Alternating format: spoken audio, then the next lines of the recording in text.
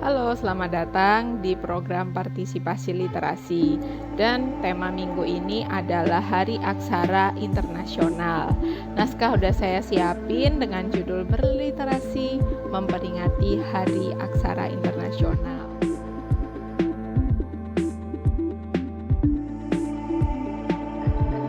(8 September adalah tanggal yang dipilih oleh UNESCO untuk peringatan Hari Aksara Internasional. Buat kalian yang nggak ngerti apa itu UNESCO, UNESCO adalah badan di bawah naungan PBB yang khusus bergerak di bidang pendidikan, keilmuan, dan kebudayaan.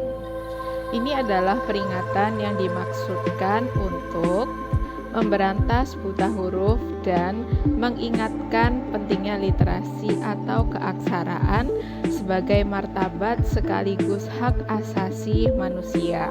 Ide ini tercetus saat konferensi di mana para menteri pendidikan sedunia berkumpul di Teheran, Iran, tanggal 8 September 1965. Dan pada tahun berikutnya, yaitu tanggal 8 September 1966 ditetapkan sebagai Hari Aksara Internasional. Tiap tahunnya, konferensi ini memutuskan satu tema besar untuk diangkat. Dan tema untuk tahun 2022 ini adalah Transforming Literacy Learning Spaces, atau dalam bahasa Indonesia diterjemahkan menjadi mentransformasi ruang belajar literasi. Tema ini dipilih karena ada sangkut pautnya dengan kondisi para pelajar dunia pasca pandemi COVID-19, di mana kondisi belajar mengalami banyak perubahan yang awalnya luring menjadi daring.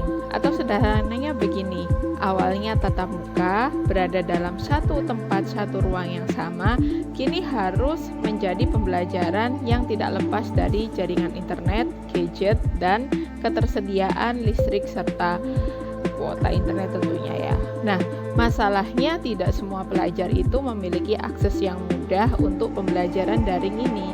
Inilah yang kemudian menjadikan urgensi ketersediaan ruang belajar untuk memastikan inklusivitas kesempatan belajar itu sendiri melalui transformasi ruang belajar.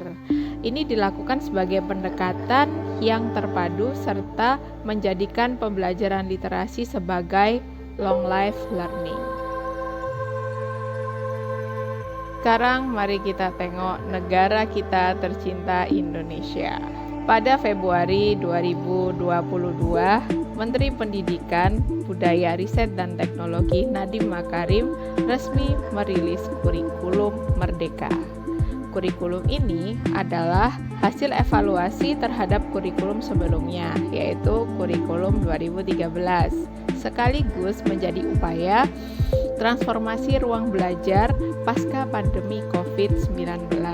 Melalui situs resmi Kemendikbud, Nadiem Makarim menyebutkan bahwa peningkatan angka melek huruf di Indonesia mencapai 99% tahun ini. Wah, keren gak tuh? Nyaris 100%. Nah, hal ini diungkapkannya pada saat puncak perayaan Hari Aksara Internasional di Mandalika, Nusa Tenggara Barat pada tanggal 8 September 2022 kemarin. Selanjutnya, menurut Nadiem Makarim, ini adalah modal yang bagus untuk tahapan selanjutnya, yaitu peningkatan kompetisi literasi. Lantas, apa hubungannya dengan penerapan kurikulum merdeka yang baru aja launching ini? Keterkaitannya ada pada fokus kurikulum merdeka itu sendiri, yakni meningkatkan kompetensi literasi dan numerasi peserta didik yang kemudian dijadikan terobosan dalam bentuk asesmen nasional sebagai alat evaluasi kompetensi dalam literasi dan numerasi. Walaupun memang asesmen nasional ini bukan dijadikan sebagai indikator mutlak kelulusan seorang siswa. Masih dalam situs resmi Kemendikbud, saat ini hanya sekitar 43% pelajar Indonesia yang memenuhi standar minimum ya, minimum untuk literasi, sehingga perlu dilakukan inisiatif-inisiatif untuk mendorong kemampuan berliterasi para pelajar di Indonesia. Memang angka melek hurufnya sudah 99%. Ini patut diapresiasi. Tapi untuk memenuhi standar minimum literasi hanya 43% pelajar Indonesia. Ini masih perlu ditingkatkan ya. Bicara soal belajar tentu tidak lepas dari sekolah. Di tempat sekolah saya mengajar juga melakukan kegiatan literasi. Lebih tepatnya menerapkan secara rutin ya literasi kepada para siswanya. Cuman caranya kayak gini. Setiap hari Selasa sampai hari Kamis, para siswa berbaris di lapangan basket sekolah mulai jam 7 sampai setengah 8 pagi.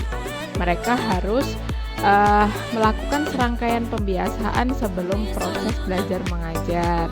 Awalnya mereka berbaris dulu tuh di lapangan basket. Setelah itu mereka dipastikan membawa buku bacaan, lembar literasi, dan botol minum. Lanjut ke kegiatannya ya. Siswa kemudian menyanyikan lagu Indonesia Raya. Kemudian dilanjutkan mars sekolah, lagu mars sekolah. Habis itu mereka dipersilakan duduk dan secara klasikal membaca juz amma bagi yang beragama Islam. Bagi yang bukan beragama Islam bisa menyesuaikan. Nah, udah selesai nih sama serangkaian sampai baca juz amma itu, siswa dipersilahkan secara klasikal membaca buku yang mereka bawa. Habis itu mereka juga nulis resume atau rangkuman buku yang mereka baca ke lembar literasi masing-masing. Nah, pas momen kayak gini nih, sesekali pengumuman dibacakan melalui toa lapangan. Ketika waktu telah menunjukkan pukul 7:30, barulah siswa ini diarahkan untuk bubar dan memasuki gedung sekolah secara bergantian. Nah, dengan begitu, maka berakhirlah program atau sesi literasi dalam satu hari ini. Pengecualian untuk hari Kamis ya. Jadi setiap hari Kamis itu lembar literasi harus dikumpulkan ke wali kelas masing-masing.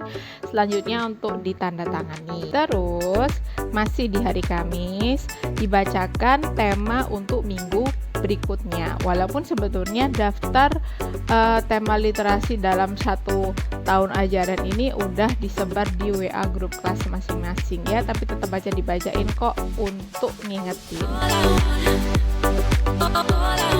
Oke, sekarang masuk ke bagian pendapat pribadi ya.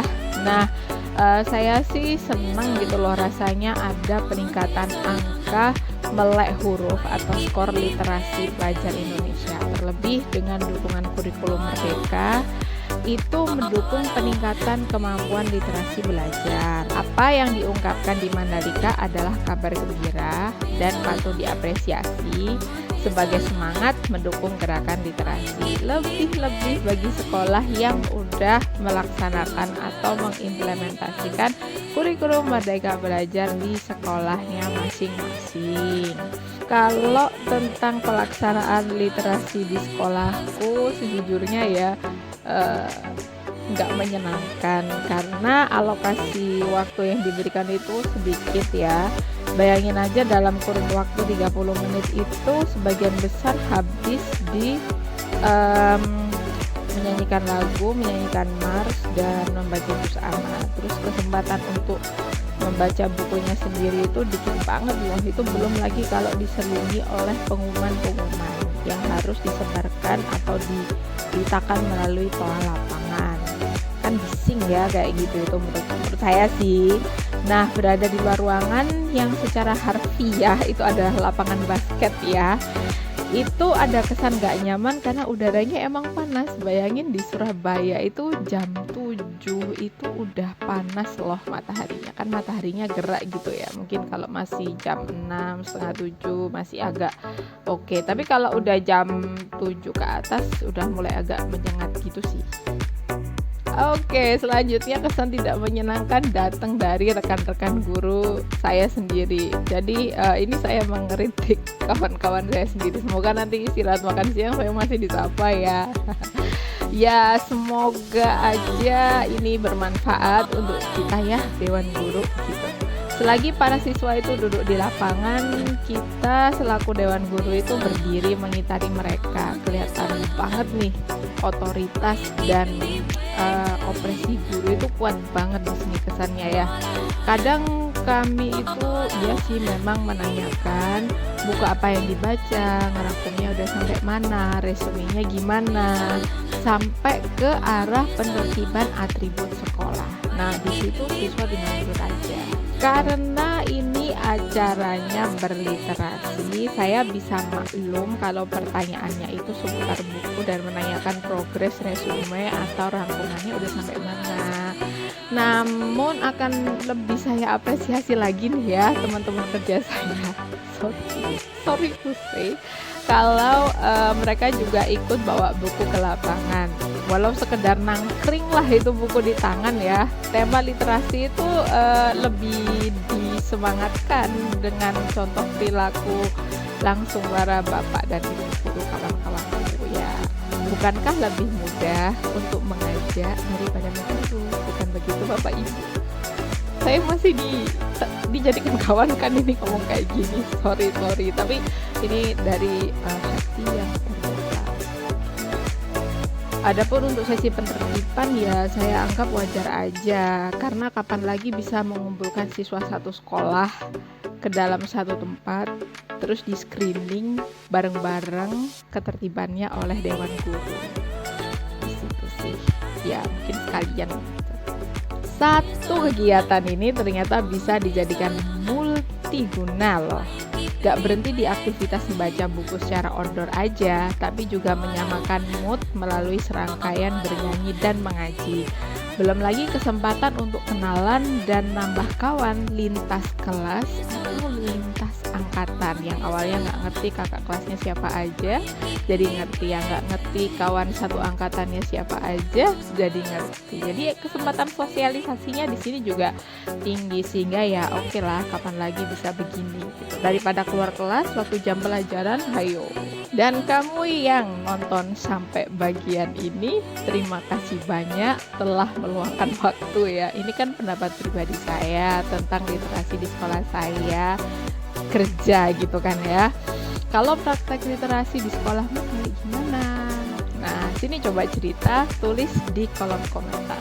Oke, akhirnya like kalau suka video ini, subscribe biar gak ketinggalan video dari aku, dan share kalau menurut kau video ini bisa bermanfaat untuk orang lain di sekitarmu. Oke, selamat berliterasi dan sampai jumpa.